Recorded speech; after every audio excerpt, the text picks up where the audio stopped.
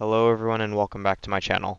Before I begin, I wanted to let everyone know that I made a new Discord server called Luke A10's Hangar. I plan on joining weekly, so if anybody wants to fly together, we can make that happen. My Discord server is linked down in the description below. Anyway, back to the video. Today, I'll be flying the Grumman F6F-5 Hellcat. On this day, September 2nd, in the morning of 1945, World War II ended with the Japanese signing the surrender document during a ceremony on the deck of the USS battleship Missouri. I thought the Hellcat, being the workhorse that it was in the Pacific, would be a great choice of aircraft for today. The F6F-5 Hellcat was a pivotal fighter aircraft used by the United States Navy and Marine Corps during World War II. It was an evolution of the F6F-3 Hellcat and was one of the most successful naval fighters of the war. The F6F Hellcat was developed by Grumman Aircraft Engineering Corporation as a response to the need for a more effective naval fighter after the early struggles with the F4F Wildcat. The Hellcat was designed to counter the formidable Japanese Zero and to dominate the skies in the Pacific theater. The F6F-5 was introduced in early 1944 and was the final production variant of the Hellcat. It featured several improvements over the F6F-3, including a more powerful engine, increased fuel capacity, and additional armament options.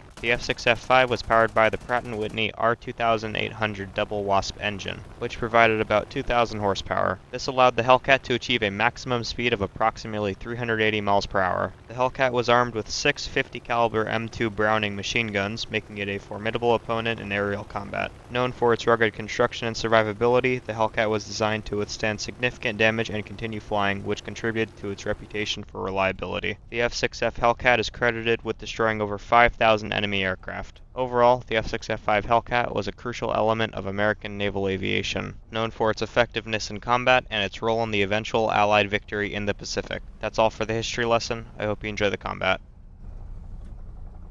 Now I'm in the game and I'm just trying to climb as high as I can so I can boom and zoom some people.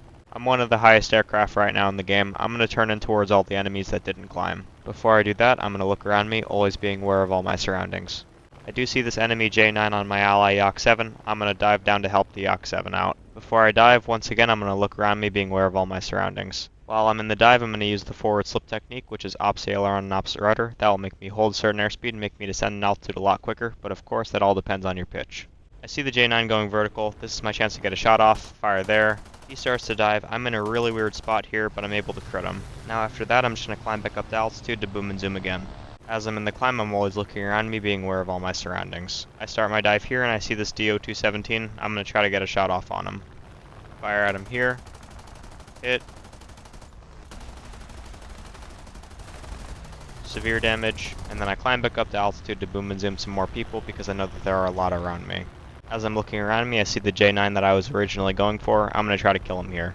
Fire at him here, severe damage, and I take him out. And then once again, I'm just going to climb back up to altitude because I'm going to try to boom and zoom some more people. Whenever you're in a climb, you always want to be making sure that you're always looking around you, being aware of all your surroundings. I do see some fighters in the distance. I want to make sure that I'm above them, so I'm going to keep climbing.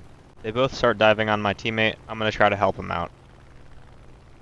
As I'm in the dive, I see this FW-190 completely oblivious. I hit him here, and now all I have to do is just keep raining fire from behind him and stay behind him. I know that he can't do very much here, so I know it's just a free kill for me. Once I take him out, I'm just going to climb back up to altitude, always being aware of all my surroundings to boom and zoom some more people. I do see this helpless BF-109 who's on fire. I'm not intentionally trying to steal him, I just wanted to maybe get an assist, but I accidentally kill him. I didn't know if my ally P-39 would just be an idiot and fly straight and let the BF-109 kill him, so I just had to be sure. I see this MS-405 being swarmed by my allies. I'm going to try to join the swarm. One of my teammates unfortunately crashes into the ground, but I'm still coming over. The enemy starts turning in towards me.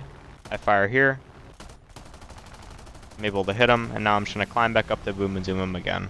He starts to turn into me again. I fire at him again here, and I take him out.